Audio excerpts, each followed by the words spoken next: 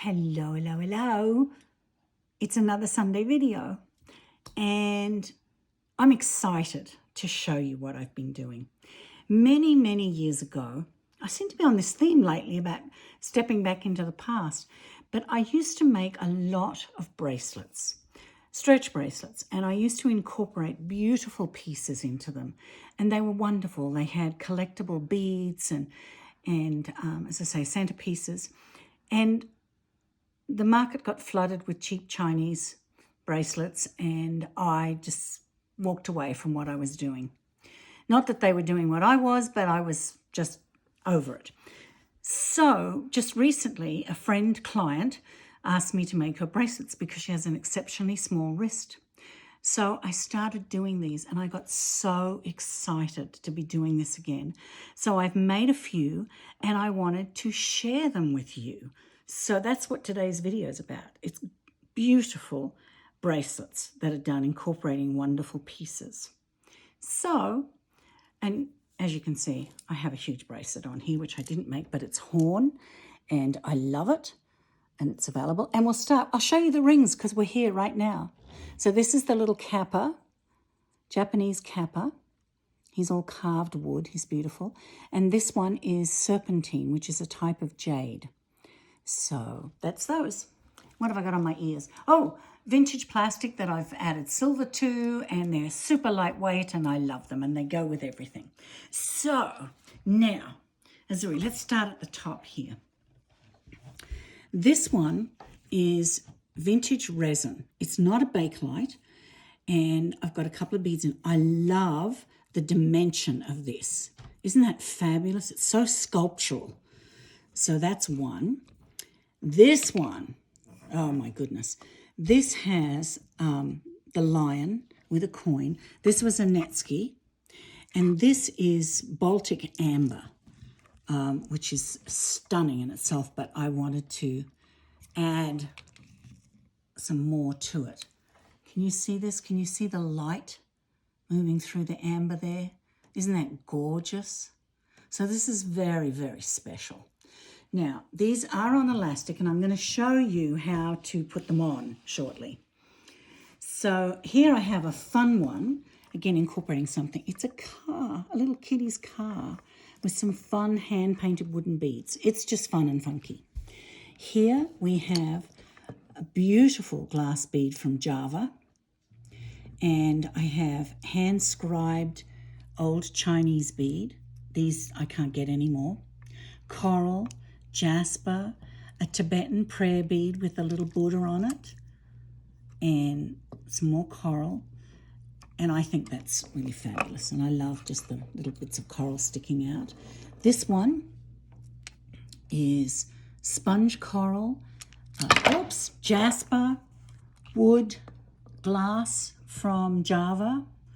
It's a nice mix, and it's simple. It doesn't have a big centerpiece because not everybody wants that.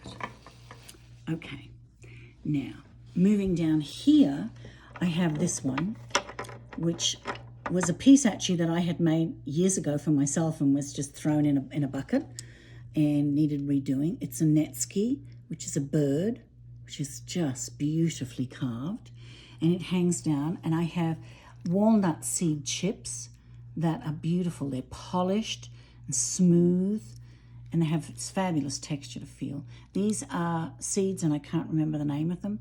Seeds always trip me up. But and then this one as well. These come from China off a tree, and the guy, when I bought these, kept saying to me, China tree, and I'm going, yes, but what's the tree? No, China tree. So that's what they are. They're China tree beads, which I thought was rather wonderful. So that's that one. And then in the front here is these little guys. Can you see them? There's two of them. They're playing together, and I love it as a centerpiece. It sits on the top of the wrist with dyed agates and horn and tiger eye. This one, which I think is absolutely phenomenal, is, and you can see this sits on the top of the wrist like that. So this is carved boxwood, hand-carved boxwood, vintage little daisies and wood, kukui nuts and horn. just, wow. Put that on and see what people say to you. This one here is a green cinnabar and green dyed agate and carved wood. And it's really different. And I love the texture. I love the spikiness of it. So that's that one. And this last one that I just did this morning, this is hand-carved boxwood. Beautiful carving. And we've got snake vertebrae and hand-carved bone beads. And these are Tibetan. They've got their bone and they've got little bits of coral and turquoise pressed into them. But I think this guy is fabulous. And look at the back of him. It's a butterfly. So this is my new collection of these types of bracelets. I'm in love with them. I love wearing them. And I'm happy to revisit the style because it should never have been left alone. But that's what happens in life. Sometimes we go away and then we come back. So that's it. And remember, oh, I know what I want to, if you got a bag, Azuri, I wanted to show you these bracelets that are on elastic. You should never just yank them off. People do that and then they wonder why they don't last a long time. So what you do is you take a little light plastic bag and you put it here and you just slide it on. Look at that. And then you pull the bag out. And it's on and you haven't overstretched it. Voila. And the same, when you go to take it off, instead of yanking and pulling, you can either roll it off or get a bag, put it on, and tuck the bag in through the underneath. It seems a little fiddly, but it's worth it to protect your jewelry. And then it'll slide right off very easily. So, look at that. Just easy, easy, easy. So I wanted to share that with you, and you can do that with any of your bracelets that you have with elastic. I love them on elastic because they're finished and I make them so that they'll sit properly. Often if you have a toggle with them, the weight all falls to the bottom and all you see is the toggle and the beads are underneath. So I like doing it this way.